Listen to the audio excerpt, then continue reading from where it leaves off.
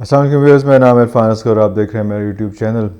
Viewers, پتہ نہیں اس کو کارما کہتے ہیں یا کیا کہتے ہیں، لیکن ہم بہت چھوٹے سے ٹائم پہ، بہت چھوٹی سی ایج میں، بہت چھوٹے سے ایج سے مراد کے ایک ٹائم فریم میں ہم بہت ساری چیزیں جو ایک طرف ہو رہی تھیں پھر اس کے بعد دوسری طرف ہوتی ہوئی دیکھ رہے ہیں۔ جس طرح سے ابھی آپ نے دیکھا کہ بہت زیادہ پرانی بات نہیں ہے خواجہ آصف صاحب کی، جب انہوں نے کہا تھا کہ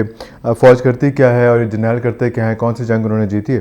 ہم کیوں ان کو اتنا بجٹ دیں۔ اور کل میں دیکھ رہا تھا کہ کس طرح سے وہ فوج کو ڈیفینڈ کر رہے تھے کہ یہ ہمارے ادارے ہیں اور ہمارے سلامتی کے ادارے ہیں، اور کس طرح سے کسی بھی صورتحال میں ہمیں ان کے خلاف یا ان کے اگینسٹ کوئی ایسی بات نہیں کرنی چاہیے۔ جس طرح سے ابھی ہم بار بار دیکھتے ہیں مریم بی بی کو بھی، اور مریم بی بی بھی کس طرح سے فوج کے خلاف باتیں کرتی تھیں، اور آج جو ہے وہ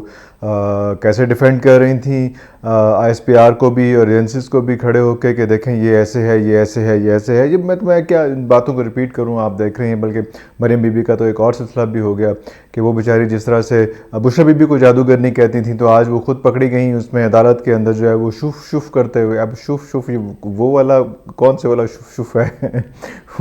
وہ بھی بڑی انٹرسٹنگ سچویشن ہوئی، جس میں صدیق جان صاحب نے جو ٹویٹ بھی کر دیا وہاں پہ بیٹھے بیٹھے، اور اس کے بعد پھٹا ہو گیا۔ عرفان قادر صاحب کو بلا لیا کہ ان کو کہا کہ جج کو کہیں کہ یہ دیکھیں لوگ ٹویٹ کر رہے ہیں اس بارے میں، اور وہ کوئی کارروائی کے بارے میں ٹویٹ نہیں کر رہے تھے، وہ ٹویٹ کر رہے تھے شف شف شف کے بارے میں تو وہ بھی انٹرسٹنگ سچویشن ہے کہ اس کے بارے میں کہتے ہیں۔ اور اس کے بعد جب آپ نے دیکھا کہ وہ عمران خان کے بارے میں باتیں کرتی تھیں، اور عمران خان نے جب کسی کی شرٹ پہ آٹوگراف دیا تو وہ بھی بچوں کو پاس پلا کے ایسے ایسے کر کے ایسے ایسے کر کے بلا کے جو ہے وہ کر رہی تھی۔ تو بڑی جلدی جلدی چیزیں جو ہے وہ قریب ترین آ جاتی ہیں، اور اس طرح سے فیس پہ آ کے ٹھک کر کے لگتی ہیں کہ عجیب صورتحال ہو جاتی ہے۔ ابھی آپ کل کے پروگرام میں دیکھ رہے تھے شاہ زیب خانزادہ نے جو مفتاح اسماعیل صاحب کا جو ایک وہ کلپ لگایا ہوا تھا، جس میں مفتاح اسماعیل صاحب کہہ رہے تھے کہ جناب ہم جو ہے وہ پیٹرول یہاں پہ رکھیں گے، بجلی کا بل یہاں پہ رکھیں گے، یہ یہاں پہ رکھیں گے، اور پرانا کلپ تھا۔ اور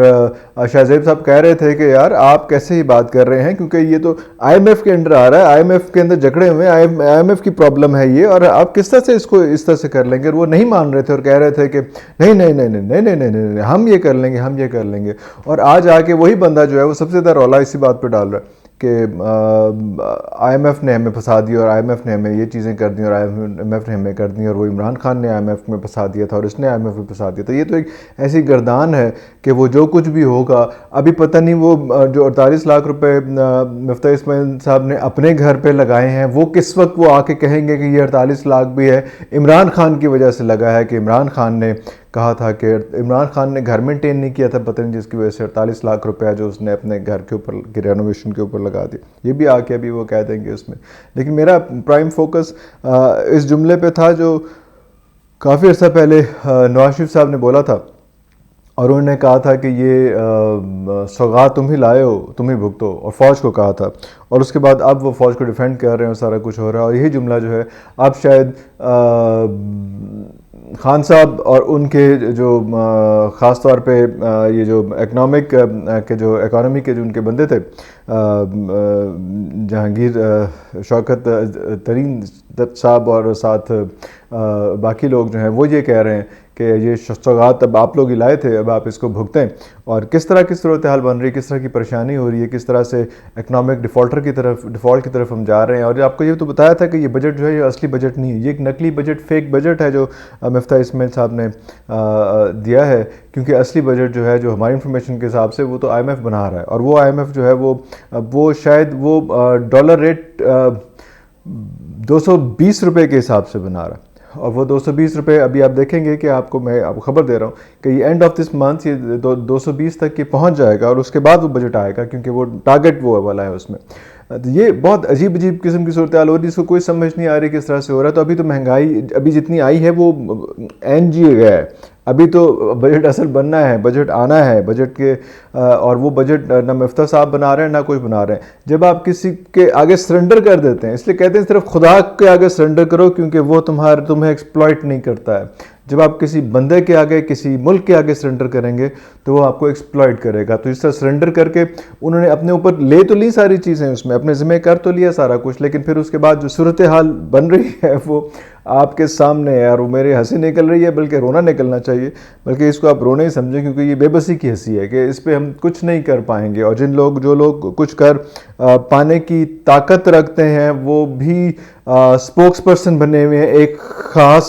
قسم کے ادارے, ایک خاص قسم کی کمپنی کے, جس کو آج کل بڑا کمپنی کہا جاتا ہے, ایک خاص قسم کے پولیٹیکل اسکول آف تھاٹ کے, اور اسی کے بارے میں وہ کہہ رہے ہیں کہ یہ سازش نہیں ہوئی اور یہ نہیں ہوا, اور بار بار اسکرین پہ آ کے کہہ رہے ہیں کہ جناب ہم اس پوائنٹ وہ سیدھا کہتے ہیں بھائی یہ جو کہہ رہے ہیں وہ ٹھیک کہہ رہے ہیں, وہ کہہ رہے ہیں نہیں سازش نہیں ہوئی اس میں. اچھا اس کو انفولڈ میں نہیں کر, اس کو ختم نہیں, اس کو ٹھپ نہیں رہے, اس کو مزید ہوا دے رہے ہیں. یہ ایک بڑی انٹرسٹنگ چیز ہے, یہ کسی اور کے بس کی بات نہیں ہے کہ ایک چیز جس سے ہم آگے نکل گئے ہوئے ہیں وہ اس کو واپس لا کے اسی جگہ پہ اسی پوائنٹ آف ویو اس سچویشن میں کرنے کے لیے, جبکہ آپ کو پتہ ہے کہ تھوڑے عرصے بعد بائی الیکشن آ گئے. بائی الیکشن جب آ رہے ہیں 20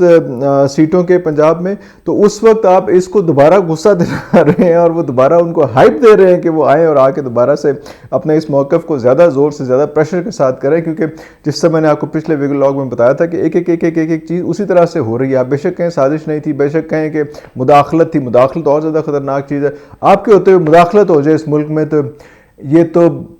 آپ کے ہوتے ہوئے مداخلت ہو جائے بھائی جان, سازش چلو کوئی گل نہیں سی, اگر مداخلت ہو جائے آپ کے ہوتے تو یہ زیادہ خطرناک ہے, زیادہ پریشان کن چیز ہے. آپ خود کہہ رہے ہیں مداخلت ہوئی. خیر, تو وہ صورتحال عجیب صورتحال کی طرف جا رہا ہے, اور سب تو کچھ ویسے چلتا جا رہا ہے جس پہ خان صاحب بھی شاید اب یہی کہہ رہے ہیں کہ ابھی وہ تھوڑا سا ہولے ہو گئے ہیں. وہ چاہ رہے ہیں کہ یہ جو چیز آپ لے کے آئیں یہ آپ ہی بھگتیں اور آپ ہی اس کا فیصلہ کریں. کہ ابھی یہ وہ صورتحال آ چکی ہے کہ وہ اپنے ذمہ کوئی چیز نہیں لینا چاہ رہے. یہ وہی صورتحال تھی جو اس سے پہلے جب خان صاحب گورنمنٹ میں تھے تو اس وقت یہ پریشر گروپس بن رہے تھے, یہ آتے تھے, فضل الرحمان آتے تھے, سب لوگ آتے تھے, پریشر ڈالتے تھے, لیکن وہ اپنے ذمہ نہیں لیتے تھے. جب اینڈ تک آئے تھے تو واپس آ جاتے تھے اس میں, کیونکہ اتنا بڑا ٹریش اٹھانے کی کسی کو ذمہ داری نہیں تھی. تو یہ جو مداخلت ہوئی یا سازش ہوئی ہے, جو کچھ بھی ہوا بھائی جان, یہ اگر ایسے کر کے ہوا ہے اور اس طرح کر کے یہ چیزیں سامنے آئی ہیں تو میرا خیال ہے کہ یہ ایک خطرناک بات ہے, یہ پریشان کن بات ہے, یہ حیران کن بات ہے. اس کو تھوڑا سا احتیاط کرنی چاہیے اور تھوڑا سا اس پہ دیکھنا چاہیے. لیکن کس کو کہیں, کسے وکیل کریں, کس سے منصفی چاہیں, کیونکہ ابھی جو لیٹسٹ چیزیں ہیں اس میں تو ہمیں یہ بھی لگ رہا ہے کہ عمران خان صاحب کے خلاف گھیرا تنگ کیا جا رہا ہے. گھیرا تنگ اس طرح سے کیا جا رہا ہے کہ وہ جو کیس تھا اس کا فنڈنگ کا, اس کو بھی اسپیڈ اپ کیا جا رہا ہے. اس پہ بہت تیزی سے چیزیں آگے آ رہی ہیں. وہ بھی ایک خطرناک عمل ہو سکتا ہے, بین لگ سکتا ہے اس پہ, اور اس کے بعد پھر آپ عدالتوں میں بھگتتے رہیں جو کچھ بھی سچویشن چلتی ہے اس میں. ایٹ دا سیم ٹائم اگر آپ دیکھیں کہ اس نیریٹو کے بعد کہ وہ عدالت مداخلت تھی, یہ تھی, فلاں تھا, اس میں ایک اور فیکٹر بھی یہ آ رہا ہے. فیکٹر یہ آ رہا ہے کہ جناب آپ کہ جو اپنے جو ارکان ابھی منحرف نہیں ہیں, تھوڑے سے گھبرائے ہوئے تھے, لیکن آبویسلی وہ حکومتی پارٹی اس وقت کی حکومتی پارٹی کا ساتھ دے رہے تھے, اب وہ بھی کنفیوژن کا شکار ان کو کیا جا رہا ہے, اس میں اندر توڑ پھوڑ کا شکار کیا جا رہا ہے کہ ہم اس کشتی پہ سوار رہیں یا نہ رہیں, یا ہم دوسری کشتی پہ چلے جائیں, کیا کریں, کس طرح سے لے کے چلیں. ایک گزارش یہ تھی کہ کسی طرح سے ہوتا تو آپ کو عدالت وہ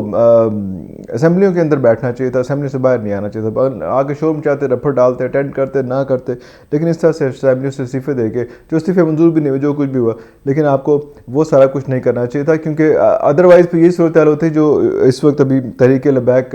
کے ساتھ کراچی میں ہوئی ہے کہ اچھے بھلے جیتے رات کو میں نے ویلاگ کیا ایک جس میں نے کہا کہ وہ جیت گئے کیونکہ ہر طرف نئی خبریں آ رہی تھیں, اور اس کے بعد مجھے